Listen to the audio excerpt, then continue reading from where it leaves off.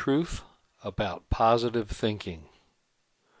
Unknown facts from a different perspective of reality. In order to be positive, you must be negative. Within positivity always lies its opposite pole of negativity.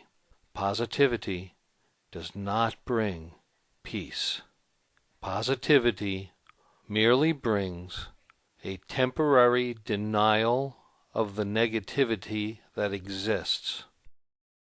Positive thinking and the whole positive thought movement is a form of enslavement.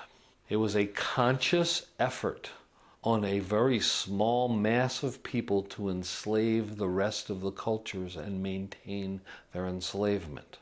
And enslavement simply meaning keeping you in limited consciousness in order to remain in power and manipulate world affairs, if you will.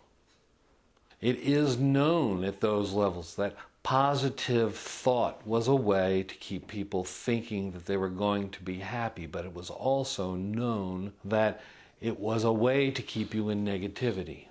As it keeps you in negativity with the illusion of positivity, they remain in power, you remain limited, and you remain enslaved to the will of others, if you will, and not to your own divine purpose.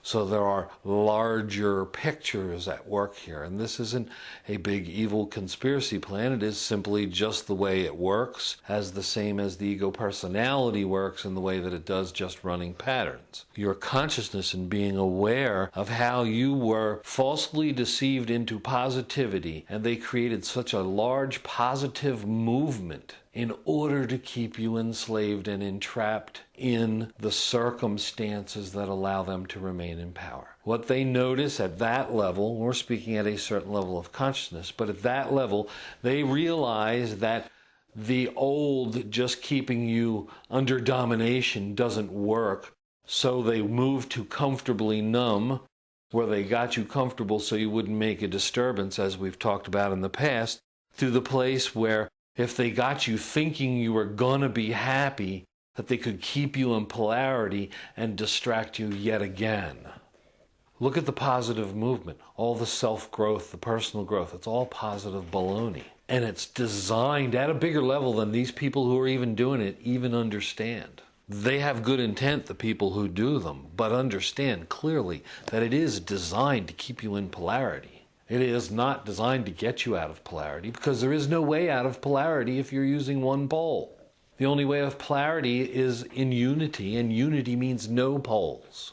They're not even conscious of it. These people are also enslaved with good intent, well-intended, and even at some level we can look at another picture and saying that they were purposefully doing that to bring that awareness to hopefully so consciousness would shift so people could start to look at the positive and negatives where they weren't looking at it at all before. So you see, there's always another perspective. But from where you're at, it's just to understand that this whole self-growth movement is designed to keep you in polarity.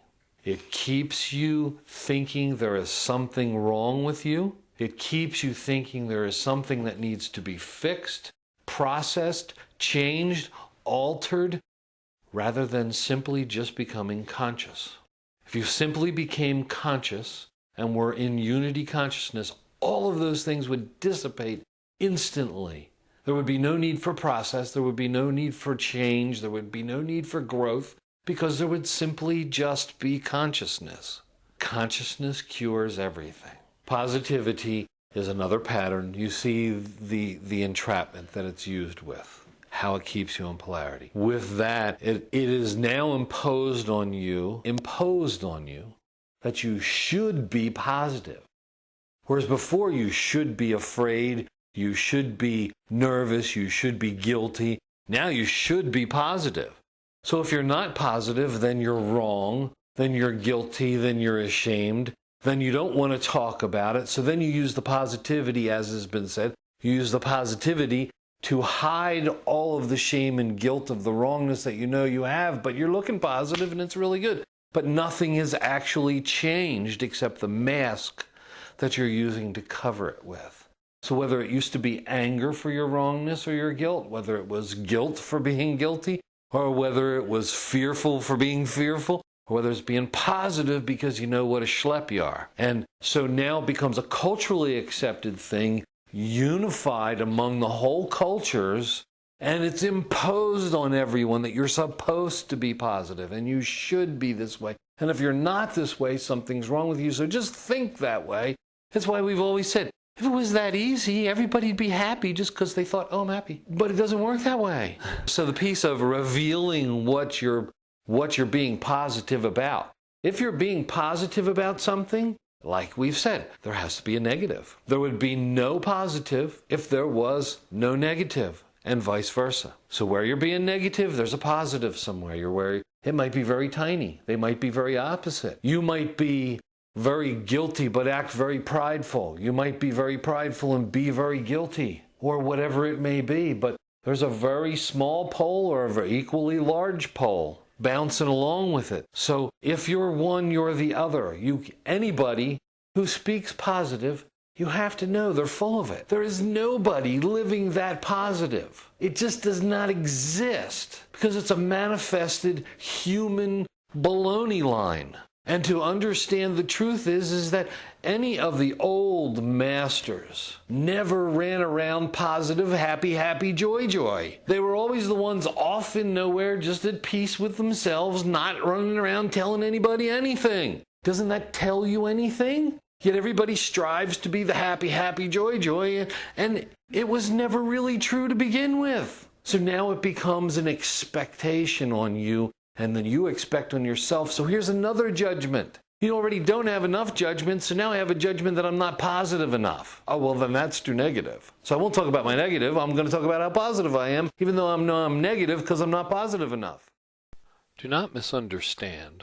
We are not bashing positive thinking, but we are talking about its limitations and the over-expectation of what positive thinking will bring.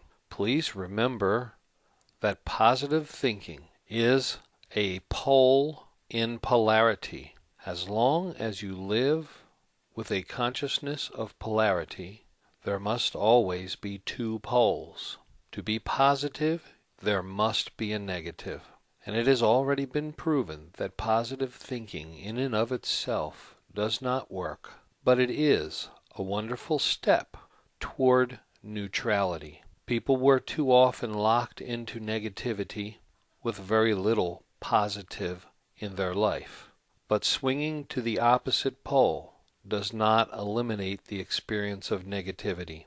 Negativity can only be eliminated by eliminating positivity, by living a life of neutral experience, and through this neutral experience, by your own preference, choosing what you wish to do. Positive and negative are merely judgments in the world of polarity. All suffering and pain exists only in polarity. Unity consciousness, which is relative to unconditional acceptance and the next stages of unconditional love, is the optimal place to find peace and wholeness.